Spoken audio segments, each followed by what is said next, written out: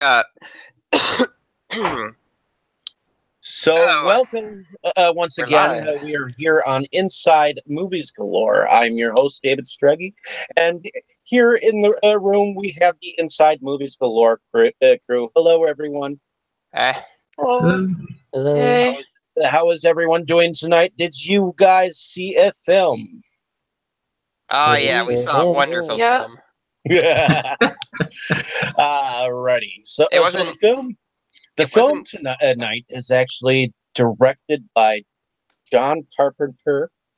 And who else, Dustin? Well, it was written by Dan O'Bannon, who ended up writing Alien. He wrote Dead and Buried, and he directed and wrote Return of the Living Dead, among other things. Why don't you give us a quick synopsis of the film, if you can, since you seem to know a lot about it. I love Dan O'Bannon. Like, Dan O'Bannon was so awesome. I actually have my copy was the special edition DVD, and it came with a written intro by him. So I'm just going to let Dan O'Bannon tell us about it briefly. This movie is a comedy. I wanted to be sure and clarify that right up front, because when the film was first released to the paying public, they didn't seem to realize it was supposed to be funny. That was back in February of 1975. At an opening night, John Carpenter and I went around to a few of the 40 theaters it was saturation booked into to see how people liked our movie. It was our very first feature film, and we were both wound up tighter than a drum. We introduced ourselves to the theater manager and said we'd like to take a peek inside to judge the audience reaction. In the sourest tone of voice imaginable, he said, "What audience?" There were 5 people in the house, and they looked like they were attending a funeral. We were traumatized, and it took me years to regain my sense of humor. My second film, Alien, was basically Dark Star made scary. I figured, if I can't make them laugh, maybe I can make them scream. The rest is history. Alrighty. So, Katie, was this your first time seeing the film? This actually was my first time seeing it, yes. And Alright. And I what thought it was a little bit kind of off the nerdy scale for me, like a little too nerdy for my level of nerdism. So it kind of missed the mark with me. Like, I think if it would have been a horror comedy, I probably would have liked it better.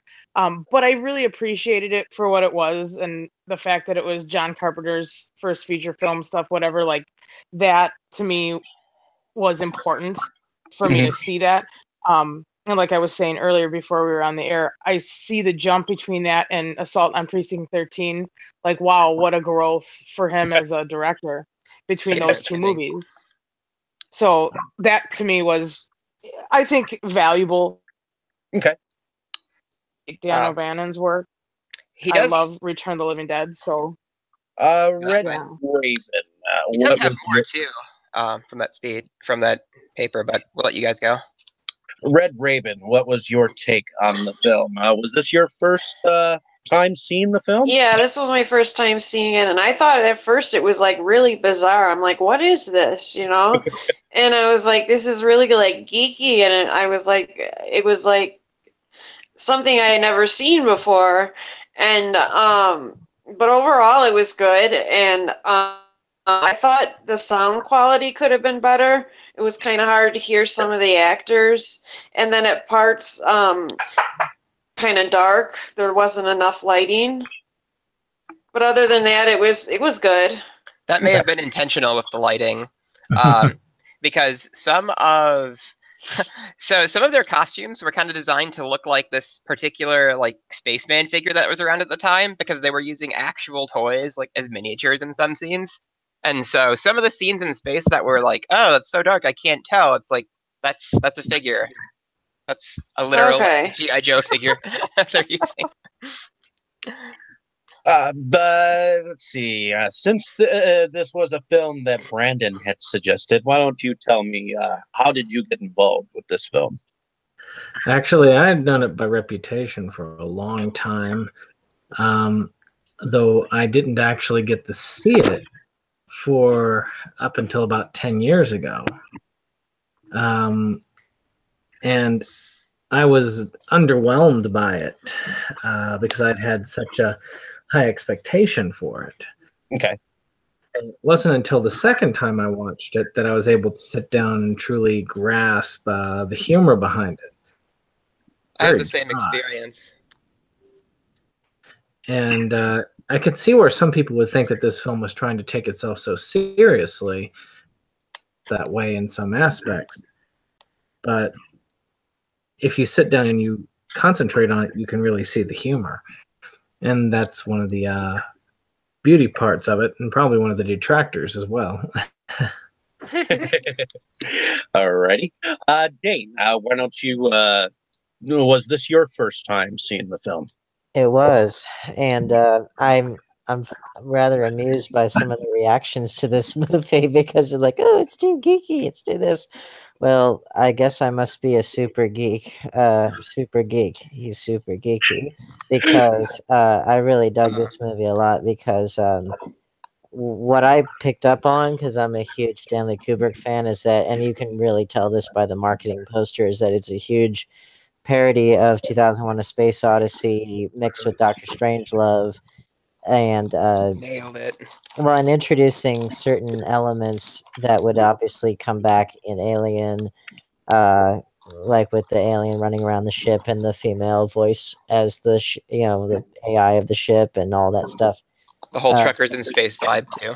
Yeah, well, that not only that, but like what I liked about it was that it was very smart. It was pretty clear that the people who made it had gone to college and knew about philosophy and things like that.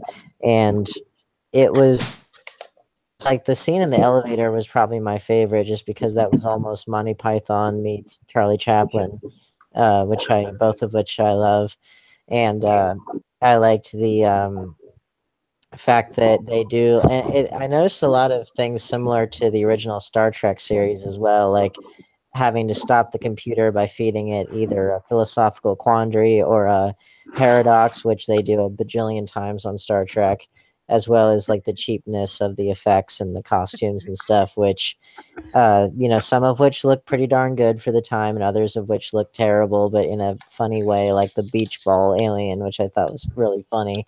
Oh my god, yes. I thought that was so funny. But like, if I can see why perhaps people might find it too geeky or whatever.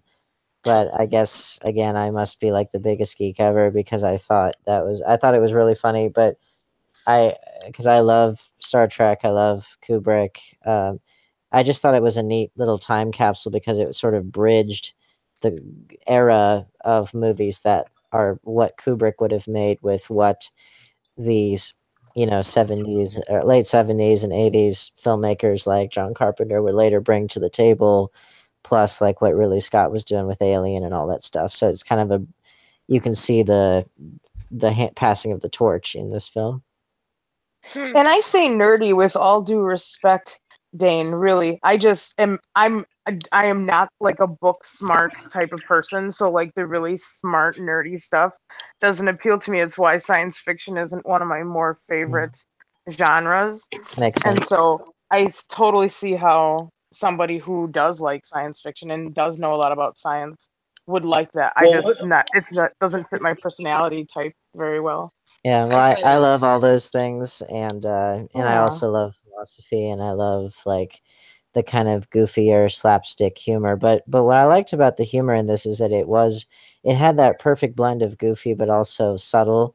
Like it did not do the thing I hate, which is like that kind of modern Family Guy humor of, oh, it's funny because it existed. Just the reference is supposed to be funny, not doing anything with it. Just the mere fact that you referenced it is supposed to be funny. But in here, it's like, yeah, you can see the homages, but even if you didn't see them, the story still works in and of itself. You don't have to have, it's not screaming to you that, oh, this is a reference. It works on its own merits, and that's how you do a satire. This wasn't a full out farce or a spoof, but like that's how you do a satire well. My take on the film is the first time I saw this, I felt like the film was very stiff, very stiff, at least for the first 30 minutes or so. For sure. Up Depends on until, the parts. I mean, But then after seeing it again, realizing how closely those guys are sitting together in that little tiny narrow space, and then realizing that the controls are ice cube trays. Yep, that was the trivia track thing. Oh, there was so much fun stuff in the trivia track. I mean, for the most part, I enjoyed some of the humor in this. Unfortunately, for me, it didn't extend as far as to be humorously funny for me. Well, there's yeah, I thought I thought it was corny, and I'm not a big fan of Kubrick myself. yeah. No, and I don't think Dan O'Bannon was either, because that was something that came up in one of the documentaries. How I'm a little worried about misquoting him, but the gist of what he said was something like he thought 2001 was boring, and we watched like nothing happen for a while. Which he's right. So, Well, but I highly disagree with that assessment, but that's But see, I look at it as more of a. That being said, I guess I like the part in the film where the bomb was about to drop and he's arguing with the bomb. Okay, but here's why you shouldn't drop the bomb. Why do you exist? Those types of things. I mean, oh my god, I love that. Like, I laughed so hard at that the second time I saw it.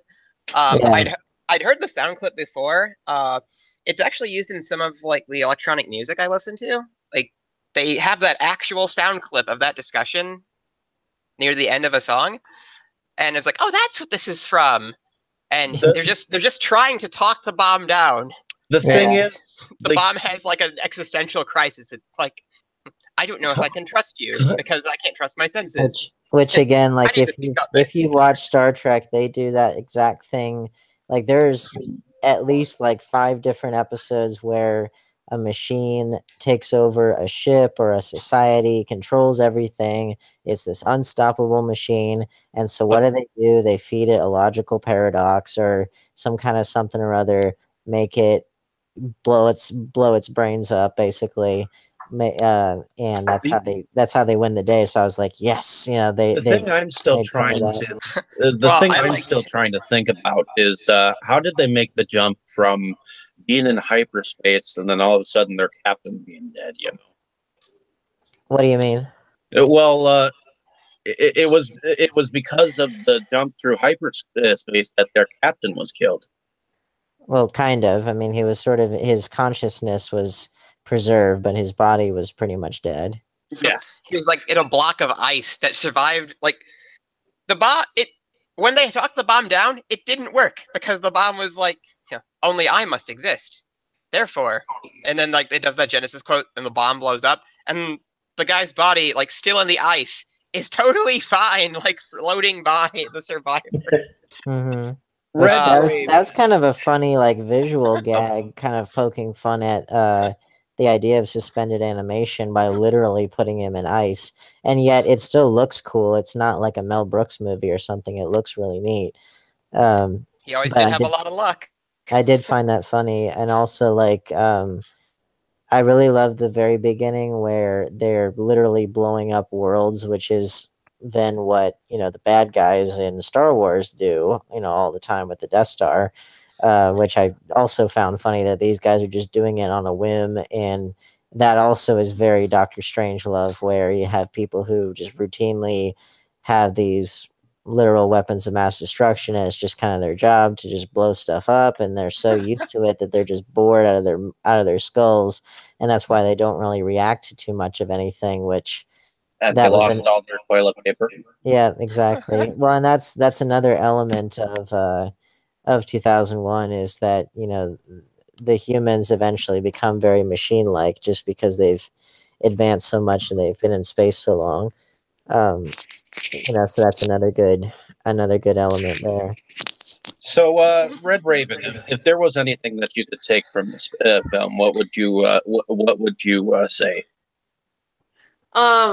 Well, the thing I didn't like about the film was the lady that was making the announcements to the ship. her voice was so annoying. I just didn't like that at all. Like it was so like slow and like when there was an emergency, like you would think that like she would like be like, talking faster and like warning them, and her voice was just like But slow and that like the was whole the time it was like annoying. that It was was a the joke. computer, Well, that was the joke. The joke was that she's this really overly pleasant kind of airline stewardess voice.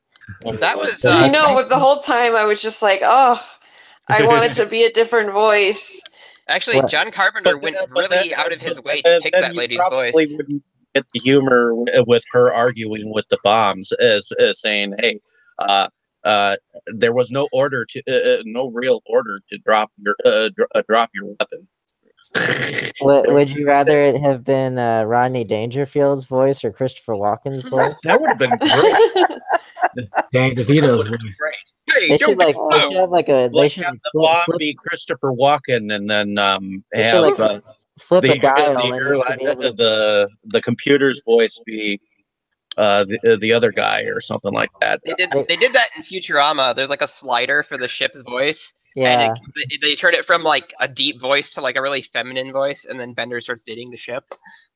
Yeah, like it'd be Weird. funny if there was like a dial like you do Rodney Dangerfield, Christopher Walken, Jack Nicholson, you do Gilbert Gottfried, and that's just the men. You could do like, Joan Rivers, or you could do Dolly Parton, Betty See, White. what's Betty funny White. is at the time the computer's voice that you so found annoying was found very pleasant by John Carpenter, and he thought her voice sounded really, Yeah, calming. as soon as he heard her, he was like, I found the voice, got it. Like she was like somebody's wife or something. That, He ran into her in some random place. What was it, Dave? Do you know? forget I forget where, but I know I read it. What what I found funny is that one of the actors, I think the guy who was randomly bored using the most powerful weapon on the ship, shooting at shit. Yeah. His regular voice, was actually so hard to understand that John Carpenter dubbed his voice. Mm. Supposedly, And it personally, was actually John Carpenter's voice in there. Oh yeah, here's another thing I thought was really funny was like a lot of the sound effects you'd hear for like warning alarms and things like that. They sounded so obviously like someone actually recorded it with their own voice, like, eh, like that's Like the literally what alien. that's literally what it sounded like, and I was like, yes, it's so funny that it's like they didn't even do any of those stock sounds, and I'm so Maybe glad. like one of the actors off in the distance, like put a megaphone to his voice, and they just made the sound or some shit. Yeah, well, it sounded like that. Possibly. But I was so glad that they didn't do any of those stock sounds because I get so sick of hearing those. I like that they did new sounds, and I like that they sounded as lethargic as the characters did. Katie, I heard a few sounds that I could have swore I recognized from Alien too, so I think they reused some of that stuff. Maybe. Katie, Actually, if there was yes. anything that you could take from this film, what would you take from it? I guess mostly what I took from it was just like I said earlier that I really see the jump for John Carpenter and his filmmaking, and I'm just kind of starting to really see more John Carpenter films. Like I have seen a splattering of them throughout my life, but I'm kind of trying to fill in the blanks a little bit and sort of understand his filmmaking a little bit more. And I guess that was what I kind of took from this, just to kind of see where was good for me. And like I said, I probably need to go back and watch the movie again because it sounds like it's one of those where it needs substantially better the second Needs a time. second I watch. caught a Yeah. lot more of the jokes. Sure, I probably need to do that. But yeah, in general, I'm not a big science fiction Well- movie watcher in general. So it's not one of my favorite genres. So I think, for that reason, it maybe wouldn't hit me like. Can I ask you a question? Yes. Have you seen many science fiction films? I have seen my fair share. It's not, again, a go-to genre for me. Okay. So, I don't know, probably not as many as you guys have, I would say. Okay. Well, maybe I can do a few science fiction films that I know that I think are relatively. Dan O'Bannon wrote Life Force too. Turn you into a science fiction lover of sorts. That's what I. Well, like I said, my favorite science fiction movie is Terminator 2. So that tells you where I'm at with my science fiction. But my favorite sci-fi film actually is 2001. My favorite, I'm sorry, Forbidden Planet. Yeah, and that's another great one. Which that actually, speaking of Star Trek, that movie was responsible for a lot of what would eventually become Star Trek. Although you could also say Killer Clowns from Outer Space is a science fiction film too. Yeah, I think. Well, it like is. sci-fi horror movies, I like too. So it's not that I don't like science fiction at all. I think, yeah, and I maybe don't watch enough of it. I tried to mention it earlier. What would Life Force count as? Because Dan O'Bannon wrote that too, and Life Force has a lot of the sci-fi elements, but it's more grounded towards horror, I think. It's been a while since I've watched that one. Well, when they were talking about him, it's like, oh yeah, and he did this too. And I was like, he did that? Wow. So It's interesting how connected some things are. Yeah, there were other things. a lot of the Halloween people were on this. Like, I think Nick Castle was involved in some way. Tommy Lee Wallace was involved in some way. Well, And this was Nick Castle later went on to direct The Last Starfighter. Oh, really? Huh? I didn't even know Oh, that. Like, I nice. just remember he's like in the costume for Michael Myers. Yeah, but he went on to direct The Last Starfighter. I need to saw see that that at movie. some point. Well, and let me look up if he was the one who did War Games. I can't remember. That might not be right. No, John Badham. Sorry, that wasn't him. Yeah, but that was something else that he did. Brandon, what would you take away from this film? Now watching it a second time or over the years, does it hold a soft place in your heart? I think it gets better with time. It's like a wine, I guess. But of course, I'm sure that if you watch it too many times, maybe it'll turn to vinegar. I don't know. But at the same time, every time I've watched it, I've learned a little bit more. I keep being reminded about the special effects to a short film that I used to love called Hardware Wars. I don't know if anybody's familiar with that. Who directed that, by the way? Hardware Wars? Hardware. Let me just double check on that. But I really loved it. It was of course, the tagline is like, you'll laugh, you'll cry, you'll kiss $3 goodbye. Is it on YouTube at all? And it was just a short, but there was a lot in it that was very much like that, very tongue-in-cheek, very homemade. Director was Ernie Faselius. Okay. But to me, I like that, but it's also something that was sort of a forebearer of a lot of things as well. I think movies like Ice Pirates or even Spaceballs, in a sense, would not really be there without something like Dark Star as a forebearer. True. Yeah, I got that. Yeah, you would almost be certain that this film would be like the Godfather of like parody type films. Yeah, I mean, if you think about it, though it was extremely dry, and I still say that, to me, that's the best way of saying it. The humor is very dry. It It is. was still one of the earlier parody films, and it did a great job. It's just one that you have to think about a little bit harder than a lot of them. Yeah.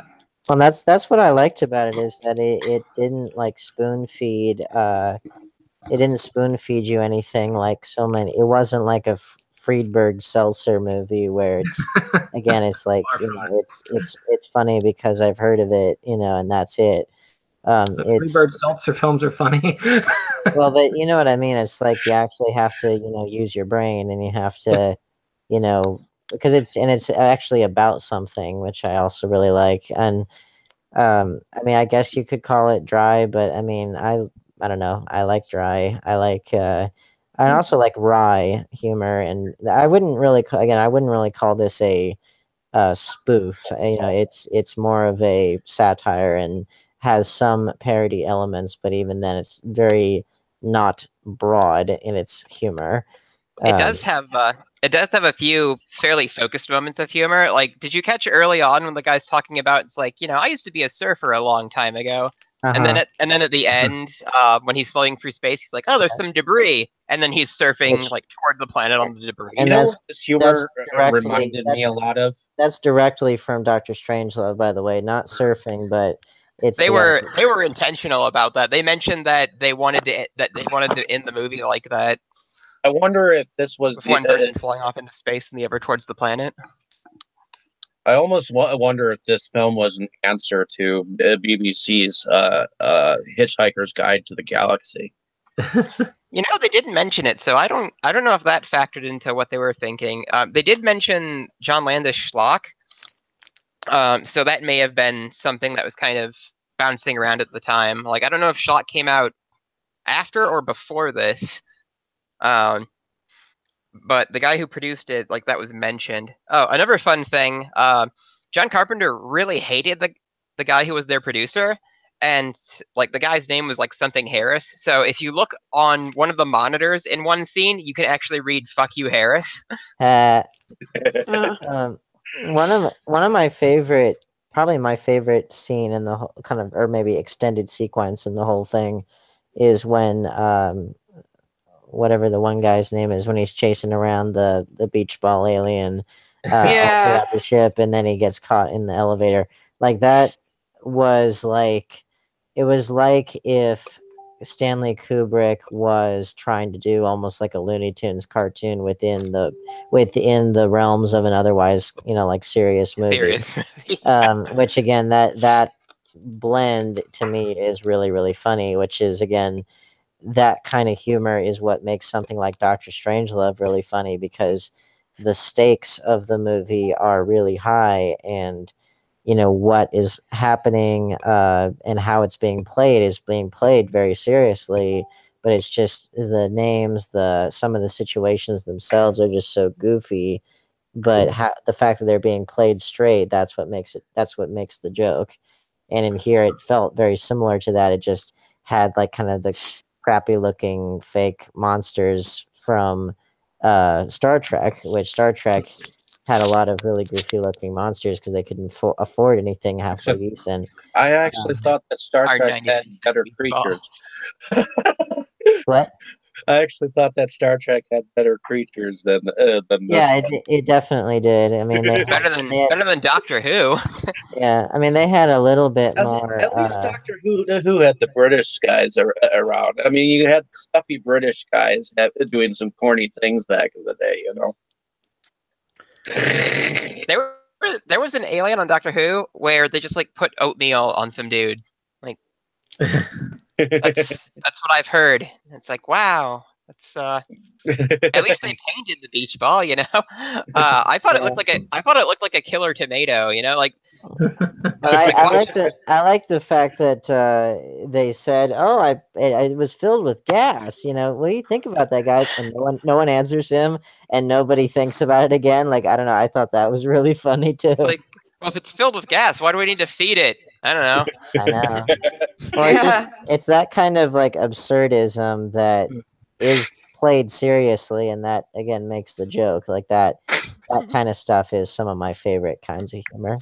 The thing is, on some of the straight humor, sometimes because there is no punchline, and just a continuous straight humor. Sometimes, I mean, like if you ever watched Monty Python's Flying Circus, they tended to specialize in jokes that didn't have formal punchlines, and they would often just break the whole structure of how to do humor, at least in the traditional manner. Um, and I mean, you could have like bits that had punchlines or had like more traditional structure. Then sometimes it would just be complete nonsense, and so sometimes it can be the nonsense, sometimes it's the nonsense that the characters are playing straight and therefore it's funny. It's you can do it all kinds of ways, and for me, the kind of stuff I think is funny is how ridiculous can you make the situation while also making it such that the characters don't ever like wink to the audience and say, "Ha, this is funny, laugh now." It's just they in their world. This is very serious and it's not a laughing matter. And that's to me that's how you should do it. Yeah. Yeah, I mean, fourth wall breaks can be great, and those can work really well. It's just you have to make sure not to overdo them or do too many obvious winks to the camera, because then it just comes off like we're too smart for the audience, and so we're just going to point out why all those other movies don't work, instead of doing something that we ourselves believe in, if that One makes of sense. one of my favorite uses of the fourth wall stuff is in something totally unrelated. There's this Ninja Turtles animated movie, and they have like the 80s Ninja Turtles and like the early 2000s animated Ninja Turtles together. And 80s Raphael keeps doing his thing where he like talks to the camera. It's Mhm. like, like he just tells jokes to the audience. And at one point, one of the villains grabs him. It's like, why do you keep doing that? There's no one there. Yeah. Or like a good example of like subtle fourth wall breaking is like in Friday the 13th Part 6. Jason Lives, like that Yeah. yeah, like that's how you do that kind of like the meta humor and the breaking the fourth wall. Like that's how you do that in an intelligent way that doesn't come off like the writer is too smart for his own good.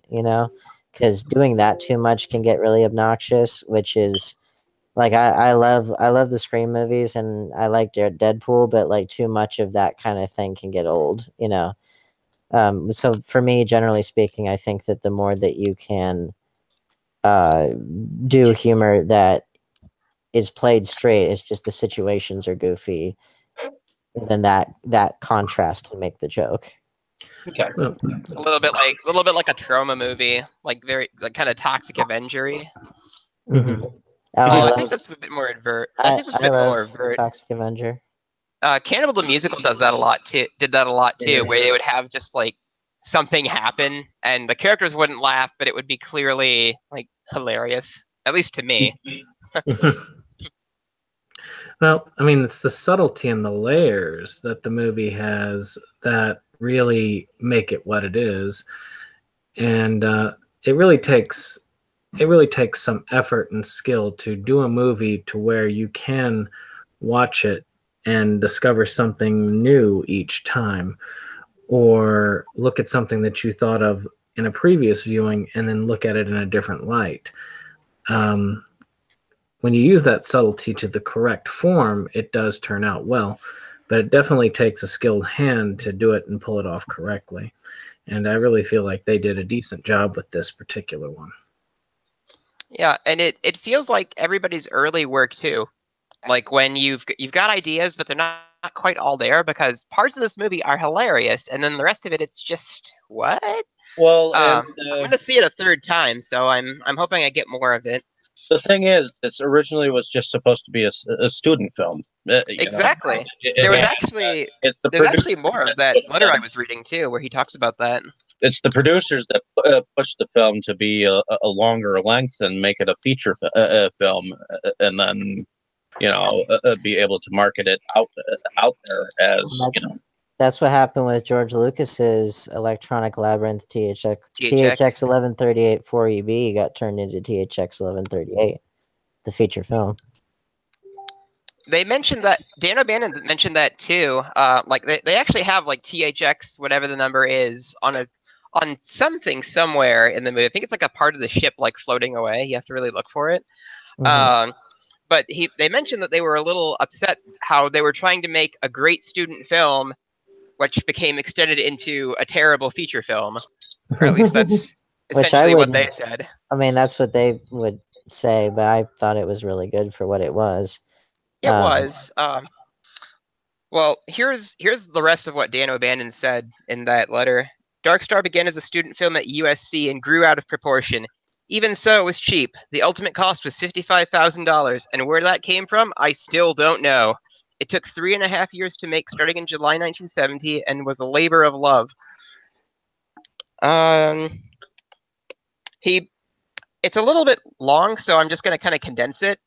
He talks about how they prepared the DVD because, quote, all the existing cassettes that I've seen are of such poor quality they make me writhe with shame. They look nauseating. They've been through so many generations they could join the DAR. I can't stand to have our picture seen like that, so the print, blah, blah, blah. 2 trivia questions. Number 1, see if you can tell which character is played by 4 different actors. Number 2, see if you can tell which actor in which scene is under the influence of LSD. So, ladies and gentlemen, Dark Star, you are under no obligation to laugh unless I'm present in the room. Dan O'Bannon.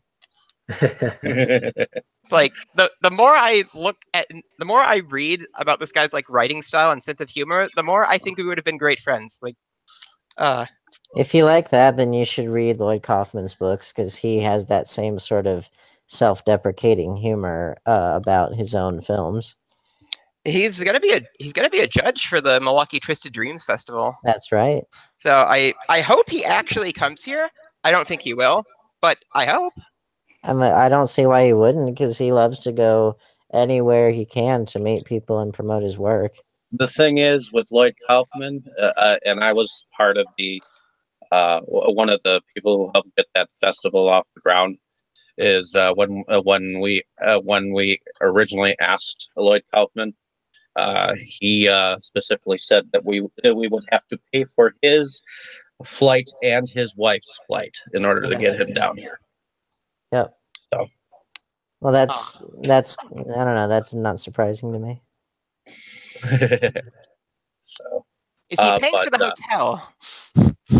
No, he wouldn't even do that. So it's like, see, when I got him for my upcoming short film, we were kind of in negotiations as far as like how much to spend on a hotel for him and flight and all that stuff.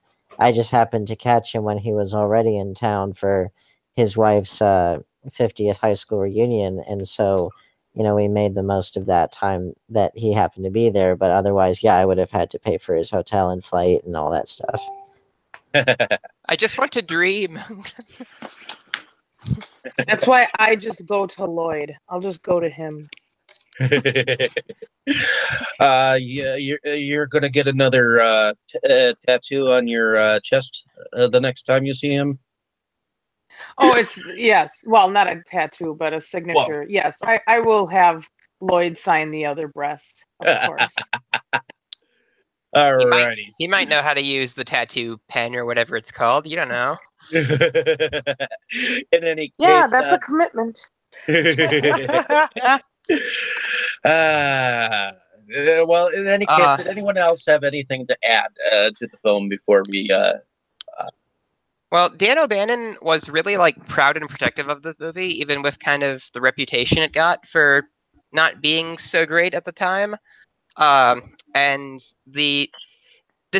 my copy came with a very long documentary, and it ended with kind of a retrospective of how he was always proud that he did it, and he always really cherished the project, even as he was dying. Like, people commented that we always thought he was a hypochondriac because he would just be sick all the time, but he wasn't, and he died from Crohn's disease in 2009. And it was really sad. Very sad. Well, I have to say that it's, having been a filmmaker myself, and you start at a certain level and then you get better if you keep at it, hopefully.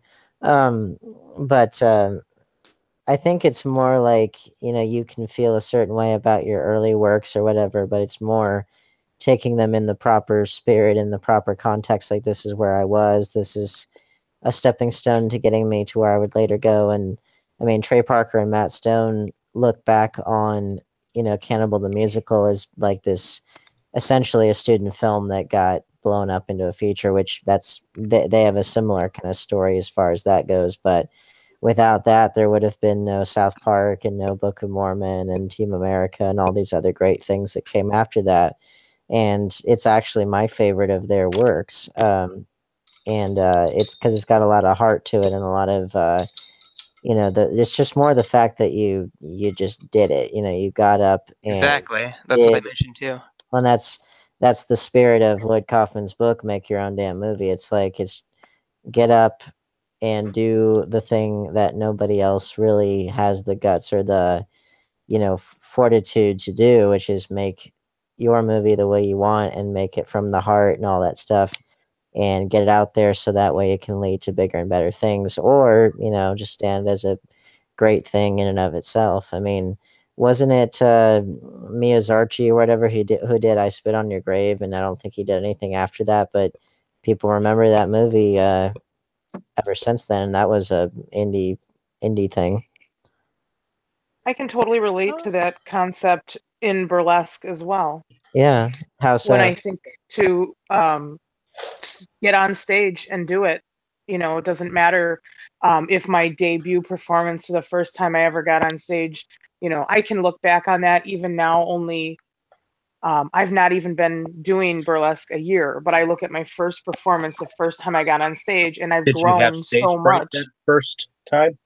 Absolutely. Yeah. I mean, I had never been on stage for any reason, really. I've never performed. I'm not an actress. I don't, performing just isn't something that I did, but I said yes to an opportunity because I wanted to challenge myself. And I did challenge myself by just doing it at all. And now I look back on what I did and see just each time I do a new number, I challenge myself to do something else. And you grow as you learn. And I would assume just like a filmmaker does, making a movie, each time you do it, you get a little better, you learn a little something else.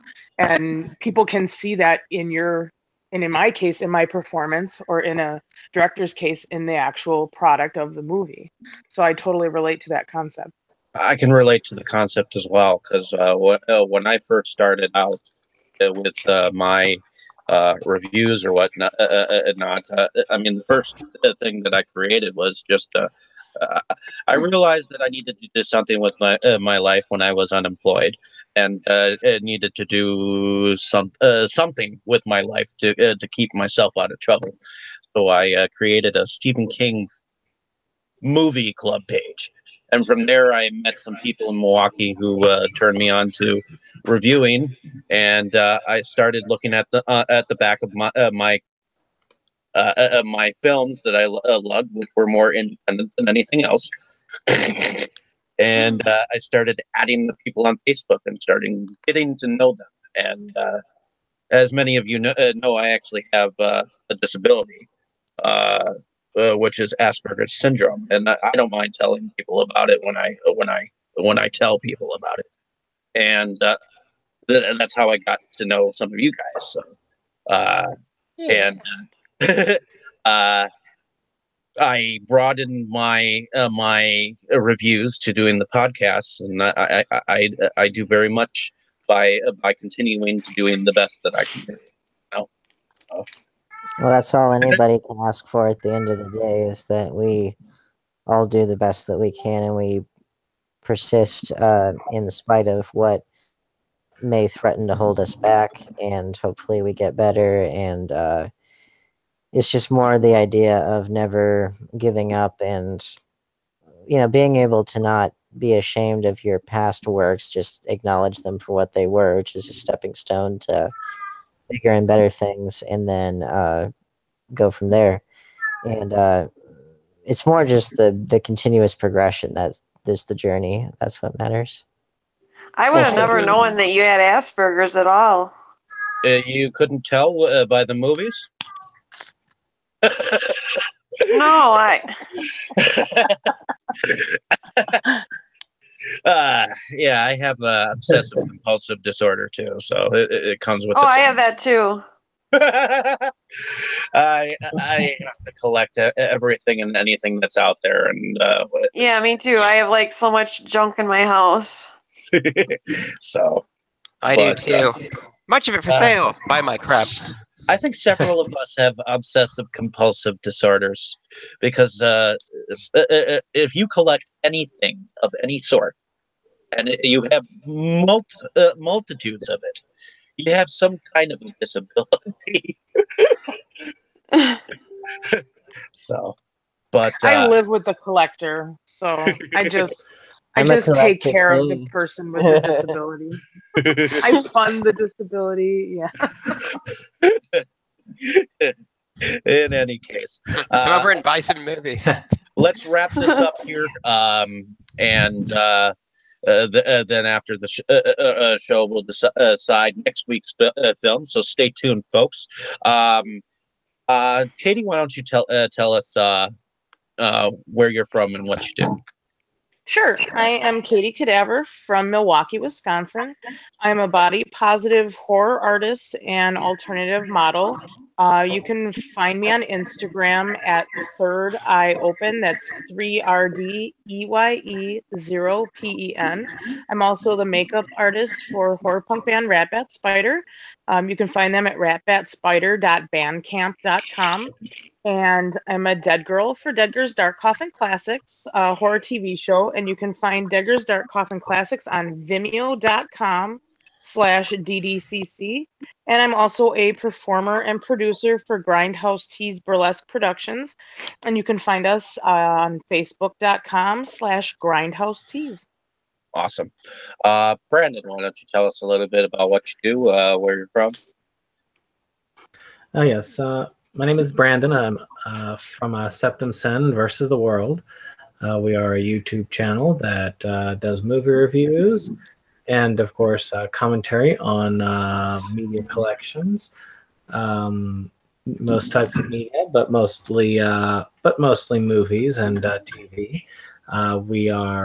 We've had to take a kind of forced hiatus as we've been changing our I guess studio.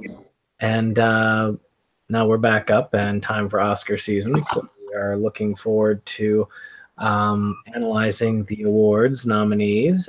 We actually have a video tomorrow that I'm working on as we speak that analyzes the Razzie nominees, which is much more fun than analyzing the Academy Award nominees, in my opinion. Awesome. And Red Raven, why don't you tell us a little bit about what you do, where you're from? I'm Red Raven, and I'm from Lake Geneva, Wisconsin, and I'm a concert promoter in the Milwaukee area. And I'm also a Dead Girl on Dead Girls Dark Coffin Classics. Awesome. Dane, why don't you take a gander at telling these fine folks listening out there exactly who you are? I have no idea who you are. Yeah, I know. You got amnesia too. Yeah, so I am Dane Kyle, independent filmmaker based out of Charlotte, North Carolina, and working on a whole bunch of different stuff. My next short film is going to come out at the end of this month. Finally, I'm working on a web series. I'm trying to get a TV show pilot off the ground for children. I've got a lot of shorts, either short or feature ideas in the works, as well as fan films and things. It's more, I'm kind of in a period where I'm trying to wait for certain things to hit the ground first. Like, it's more of a matter of which one is going to do it. So, but that will quickly, I'm sure, get resolved, and I'll be able to be more specific about the next steps. Awesome. And Dustin, why don't you tell us a little bit about what you do, where you're from? Well, everybody's kind of kicking butt with their stuff recently. I go to school here in Milwaukee. I collect movies, and I have an Instagram for my horror movie and apparently figure and vinyl and horror whatever I encounter. It's DHR Hunter, all one word, on Instagram, and I'm going to be trying to post stuff more consistently. I was pretty busy with classes last semester, so I didn't get a whole lot put up. but I love talking about movies, and that's kind of why I'm here. I'm also an editor for Movies Galore of Milwaukee, and I'm going to be putting some reviews up pretty soon, I'd hope. Awesome. So I have a project I've been working on for about a year that's almost finished. It doesn't relate to movies or anything fun, but we're hoping to have it wrapped, and then we can start reading books for fun again very soon. And so I think my first review is going to be something called Slithis, which I have a bit of a personal history with, but you'll have to wait for the article to come out for that to hear about it. Definitely. And I'll look forward to seeing that review, since you're part of the staff. In any case, my name is David Strege. I run this show with you fellow film lovers out there. And I also write on a blog called Movies Galore Milwaukee, which Dustin has aforementioned. And I also have some interviews I recently did that are out there if anyone cares to listen. One is from a director in the UK by the name of Andrew Jones, and which was kind of funny. It was his first podcast, so definitely check that out. I connected with the UK, so yay for me. And then earlier today, I had an interview with Richard Griffin from Scorpion Films, and he's got some definite projects that are coming out that you should definitely hear about. And I as well have a project that is coming out sometime this year. I have not heard the green light that it has been finished yet, but it is definitely going to be finished this year, called Wrestle Massacre for 2018. So definitely look out for some of the things that I am producing and that Dane is creating. So definitely check those out, and hopefully everyone out there listening has a great afternoon and evening. Thank you for listening. Everyone say goodnight. Good night. Good night. Like, share, and subscribe. This is somewhat dedicated to Dan O'Bannon, at least this time.